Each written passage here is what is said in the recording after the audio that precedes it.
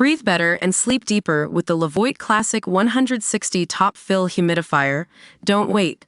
Check out the link in the video description to get your Levoit Top Fill Humidifier on Amazon today and enjoy a healthier, more comfortable home. At VoiceWave News, we're talking to a sports broadcasting expert who's been around the block a few times. Let's hear from Brian about his journey into the world of sports radio. So, Brian, how did it all start for you?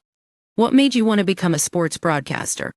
Well, I was probably 14 when I realized playing shortstop for the Chicago Cubs wasn't going to happen. I played sports my entire life and knew I wanted to be in sports somehow. I was a massive sports fan, always paying attention to broadcasters, even if I didn't know it at the time. That's when I shadowed Penn State's legendary radio broadcaster Steve Jones when I was in middle school. From that moment on, I was hooked.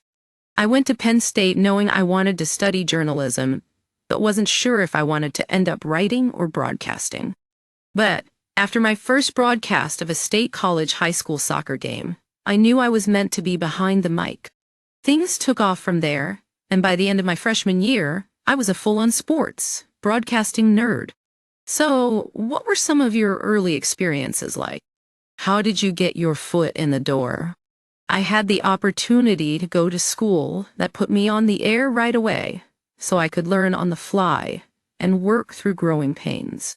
Many of my best friends in college were also involved in the broadcasts in some way, and I have had countless mentors who gave me advice on how to achieve my goals. As you progressed in your career, what venues stood out to you? Were there any that left a lasting impression? Gutterson Fieldhouse for a UVM hockey game is pretty special. And Centennial Field, home of the Vermont Lake Monsters, is a classic small baseball stadium. I've been fortunate to see so many basketball arenas around New England, and Yale's John J. Lee Amphitheater stands out in my mind. Providence's gym, which I lovingly refer to as the Dunk, has a reputation that's well-deserved. And any of the Cape Cod Baseball League fields have to be bucket list items for sports fans, each one unique and with its own dynamics. Let's talk about some of your favorite calls. Who are some of your all-time favorites? Ian Eagle or Kevin Harlan always make me laugh. Harlan's good is one I think about a lot in basketball, and his emphasis on the right moment is perfect. Eagle's more creative approach relies on humor, which has led to some really memorable moments, like He Is Not Human, or simply Oh Yeah. For TVY, Joe Davis had some monster moments recently in the World Series, and Jim Nantz just makes every moment feel big, especially on golf broadcasts. I'm not a Celtics fan, but love Drew Carter's work for the Celtics on television. His calls like Pitch Please and Where's My Money always make me laugh. And then there's Pat Hughes' classic Cubs home run call. It's got a cha-chance. Gone. That imitated so much when I was playing wiffle ball in my front yard. It still gives me goosebumps to this day. What advice would you give to those just starting out on their sports broadcasting journey? Rep is everything.